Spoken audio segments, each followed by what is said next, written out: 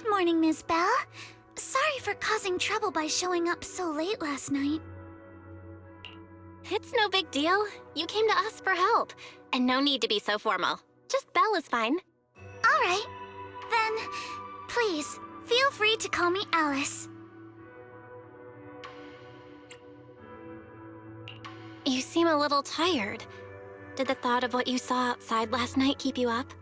Not at all. Having all of you nearby made me feel quite safe.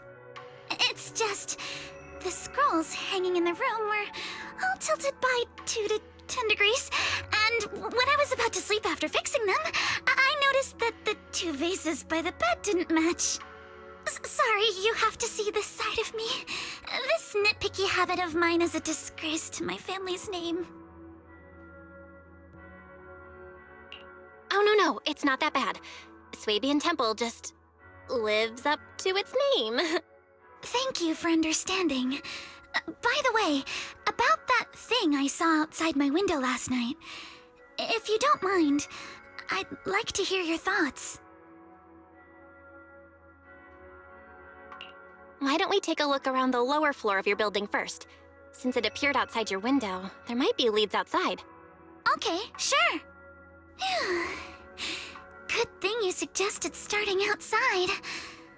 Honestly, I'm a bit ashamed to admit it, but I don't dare step back into that room until we know exactly what I saw.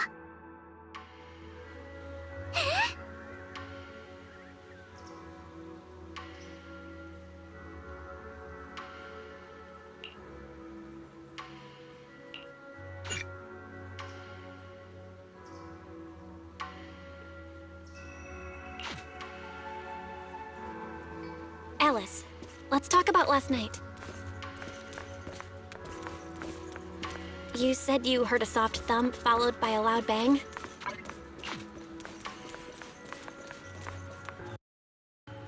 Yes, and it went pitch dark outside the window. I pulled back the curtains and saw large slanted shadows, and there was a glow.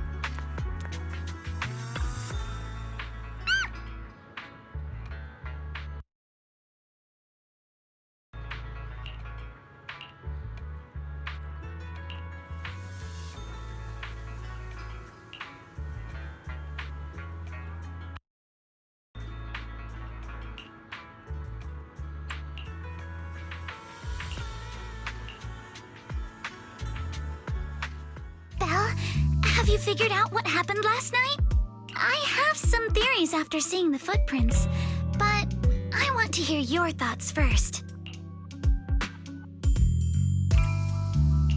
I think our guesses are probably pretty close. Really? Then let's go over what we found together. First, about that huge shadow. What do you think it was? And how did it end up outside my window?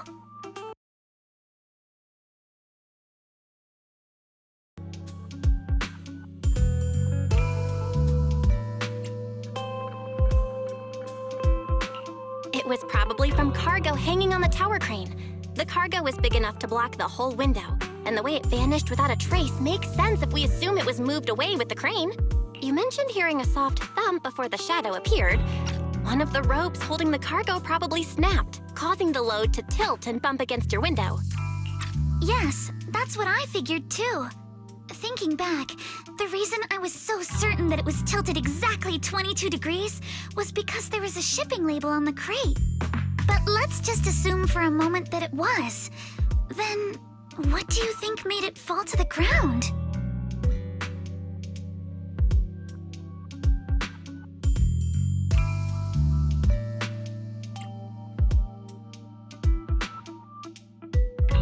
It was probably knocked over by the cargo hanging from the tower crane.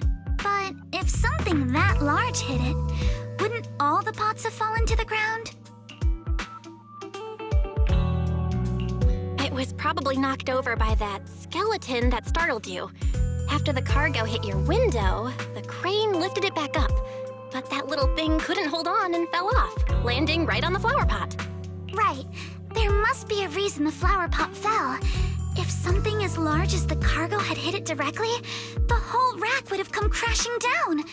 The fact that one pot was left on the balcony means it had to be something smaller. Looks like we have the same train of thought. That leaves us with just one remaining question. What was that glowing skeleton? There's no doubt. The culprit is whatever animal left those glowing little footprints. Since its paws were covered in glow-in-the-dark paint, the skeleton pattern was probably painted on its body or clothes. There's no paint on the drain pipe, so the little creature most likely hitched a ride on the cargo. It was caught in the crane malfunction, which then caused it to slam into the window. Later on, while trying to escape, it knocked over the flower pot. But the exact sequence of events isn't really the point. What matters is this. No matter how clever an animal is, there's no way it could have dressed itself up like that. Which means someone deliberately used it to pull a prank on me. That's going too far. Belle, since it left footprints while fleeing, there must be more tracks nearby. If we follow them, we might be able to find whoever or whatever's behind this.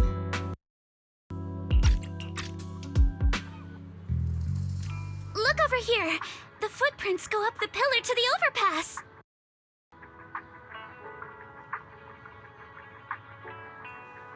Let's follow them and check it out.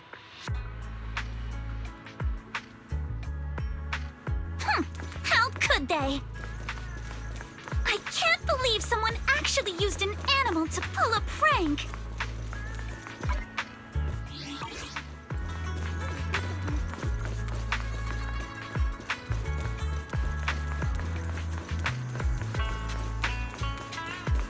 The footprints stop here. Did it jump off? Let's go down and take a look. Heart rate of the client increased to 120 BPM. Here is a proverb. A cornered rabbit will bite. Barry, you're not helping. Huh? The footprints disappear here. Uh-oh, the footprints are all jumbled here. Where could it have gone? Huh? There it is! Don't let it get away! Hey! There! You ran into that shell! So you were behind yesterday's pranks! The real culprit. Manitou? What? Yuzuha, visitors. Coming! What can I get for you? Oh well. Huh. Guess I got found out after all.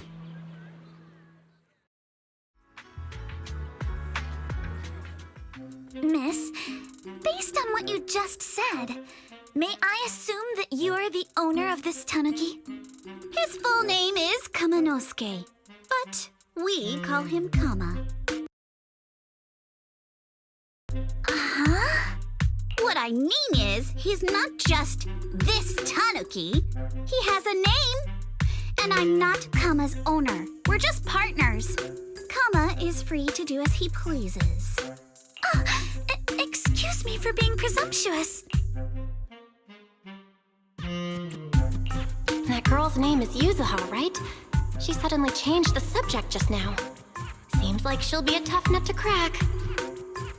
It's all right. Kama just said he doesn't mind. So, honored guests, what brings you to Mystic Wares? Looking for anything in particular? I'm Ukinami Yuzuha. Our family runs a well-known porcelain shop in Phylum Heights. We carry all kinds of goods, and any purchase of a second item comes with a 1% discount. All right. Thank you very much. No, wait! We're not here to shop! Miss Ukinami, we don't even know each other, and yet last night, you and your partner played a prank on me that caused me a lot of trouble. Huh?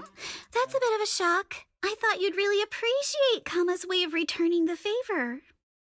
Returning the favor? Sorry, I don't quite follow what you mean. How could you not understand? You were clearly the ones who started the prank in the first place.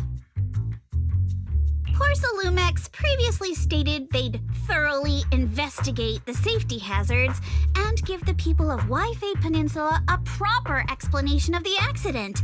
Yet somehow they let an unqualified little girl sneak into a team of so-called experts. That's quite the prank if you ask me.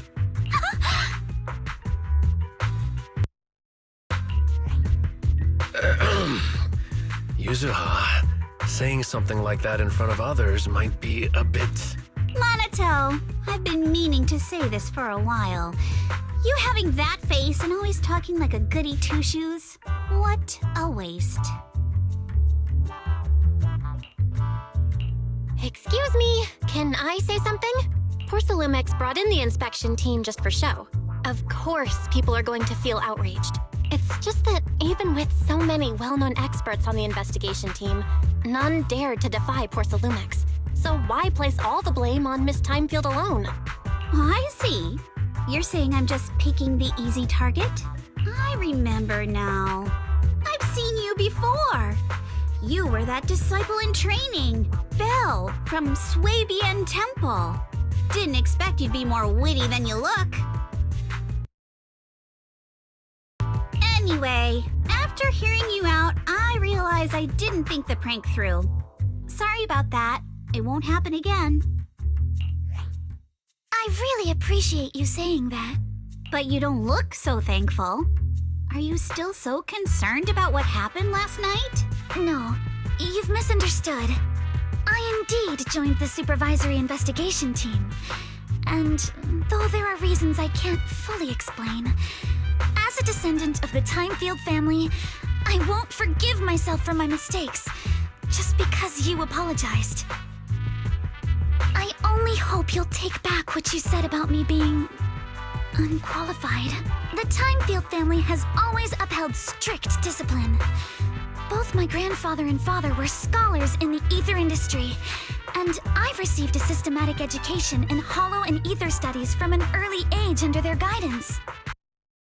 Monato, what's with this person? She seems just as weird as you. How would I know? And for the record, I'm not weird at all. So from the sound of it, you're pretty confident in your knowledge. Then do you know what this strange piece of porcelain is?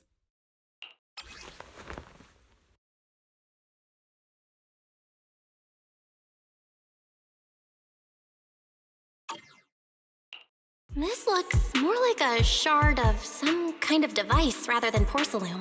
Also, was it my imagination? Or did I suddenly sense an unpleasant aura coming from it? Something similar to the presence of a sacrifice. Oh, that's a shard of a large obscura. Obscura? Yes, an obscura is a type of experimental reactor vessel made with high-purity porcelain as its outer shell. Due to the unique properties of porcelain, when etheric matter is placed inside Obscura, it can slowly come into contact with the air. This allows researchers to observe how ether behaves once it leaves a hollow. Although an Obscura is a rather expensive piece of lab equipment, there's nothing strange about it. This shard hasn't been coated with the outer layer yet. It was probably damaged during manufacturing. Damaged during manufacturing? So there is something wrong with this thing. See, Minato?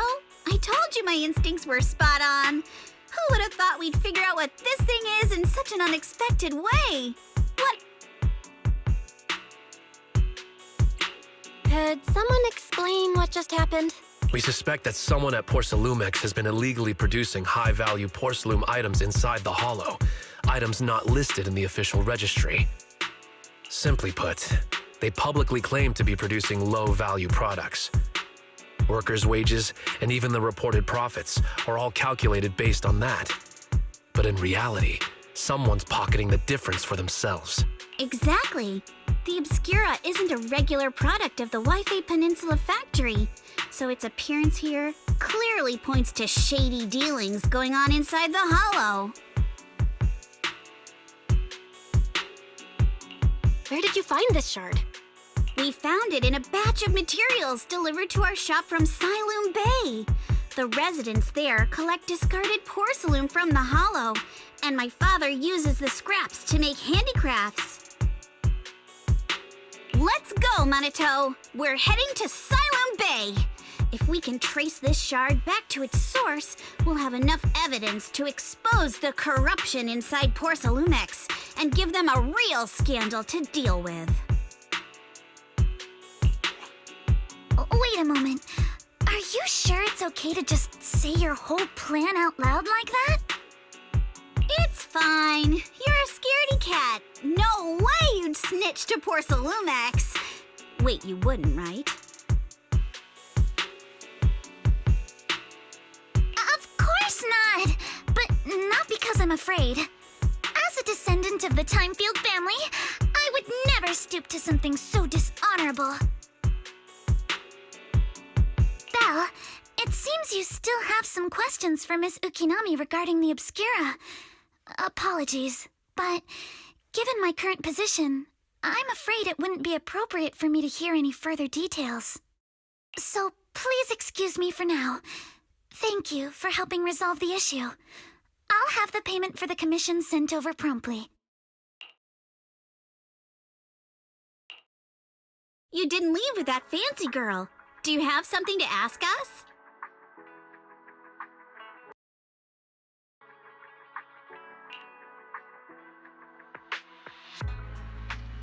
Can I come with you to Siloom Bay for the investigation? I'm curious about the origin of that shard. Besides, I can help if you're heading into the hollow.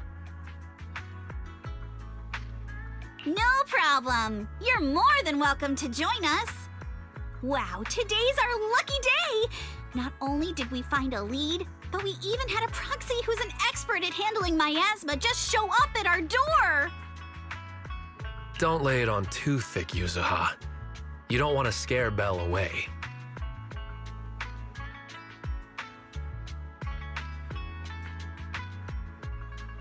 Still, we have no reason to turn down the proxy's help. So, we'll be counting on you from now on. Minato, if your tail wasn't wagging like an electric fan right now, I'd give you a perfect score for how much... Oh.